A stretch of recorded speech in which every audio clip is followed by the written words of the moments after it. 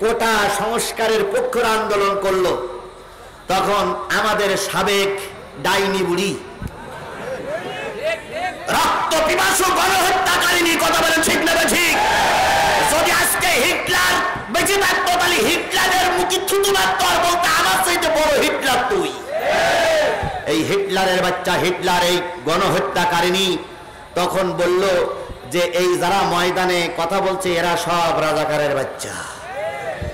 এরা বলল কি মুক্তিযোদ্ধার নাতিপুতিরা চাকরি পাবে না, তো রাজাকারের নাতিপুতিরা চাকরি পাবে। আর এই কোটায় কিন্তু চাকরি পেয়েছিল ওই 3 ইঞ্চি হারুন, এ কিন্তু পরীক্ষাতে চাকরি পায়নি, এ কিন্তু কোটায় কোটায় চাকরি পেয়েছিল।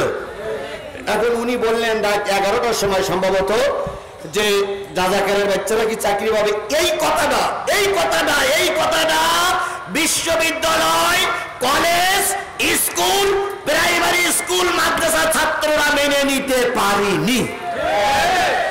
তাই তারা বিশ্ববিদ্যালয়ের সকল গেট খুলে বাইরে এসে বলল, তুমি কে আমি কে, তুমি কে আমি কে, কে বলেছে কে বলেছে, আবার বলেন তুমি কে আমি কে, কে বলেছে কে বলেছে।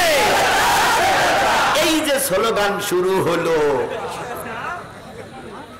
পেতনির বাচ্চা, পেতনি ডাইনি বুড়ি এবার আরো উগ্র হতে শুরু করলো, কথা বলেন ঠিক না ঠিক?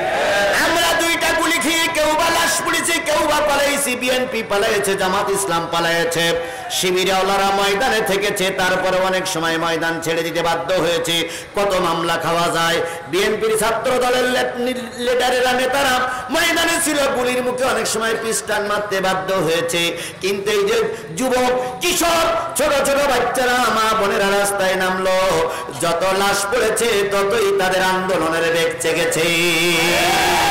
লাশকে আর একজনের কাঁধে তুলে দিয়ে সে সামনে অগ্রসর হয়েছে, বুঝাইতে চেয়েছে লাশ পড়বে পড়ুক, তবু ডাইনি বুড়ি তোমার আর ক্ষমা না।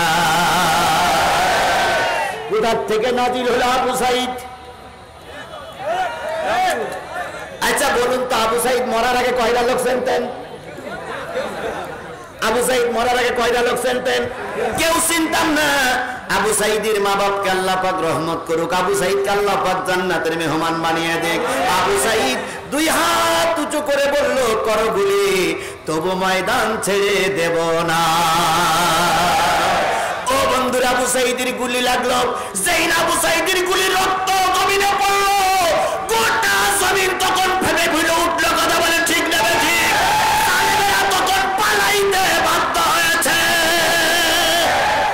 এবার আল্লামা সাইদির সেই কথাটা মনে পড়ে গেল, এমন একটা সময় আসবে জালেমেরা জুলুম বন্ধ করো, আলেম ওলামাদের পরে অত্যাচার বন্ধ করো, নতুবা এমন একটা সময় আসবে পালানোর জন্য ইঁদুরের গর্ত খুঁজে পাবা না।